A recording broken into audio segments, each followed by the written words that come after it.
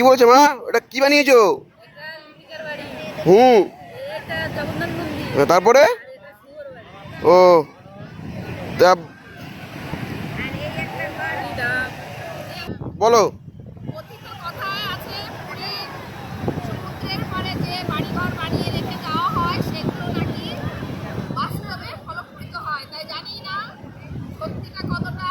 জগন্নাথের কাছে প্রার্থনা করে একটা বড় মেয়ের জন্য করলাম বাড়ি।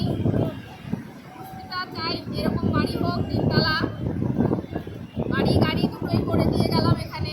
ভগবানের ইচ্ছায় প্রভুর ইচ্ছায় যদি হয়।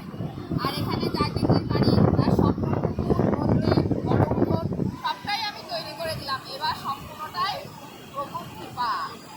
জয় জগন্নাথ। জয় জগন্নাথ। বলো দাদু, মানে কি কি বাড়ি বানিয়েছো? কার জন্য কার জন্য?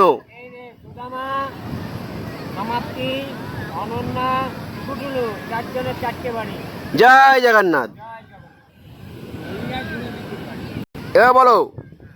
অনেক আছে, তাই আমার মেয়েদের জন্য বিধানে এসে আমি চারটে মেয়ে চারটে বাড়ি করলাম। তুলসী গাছ লাগিয়েলাম, ফুল লাগিয়েলাম। এখানে একজন আমাদেরই রিলেটিভ দিদা বানিয়েছে তার নিজস্ব বাড়ি। বানালে সত্যি হবে, পুরীতে এলে সবারই কথা। জয় জগন্নাথ। এবার আমার বাড়িটা দেখাচ্ছি, আমি বানিয়েছি যেটাকে। এই যে হলো আমার বাড়ি, শিব মন্দির আর দুই সাইডে ঘর।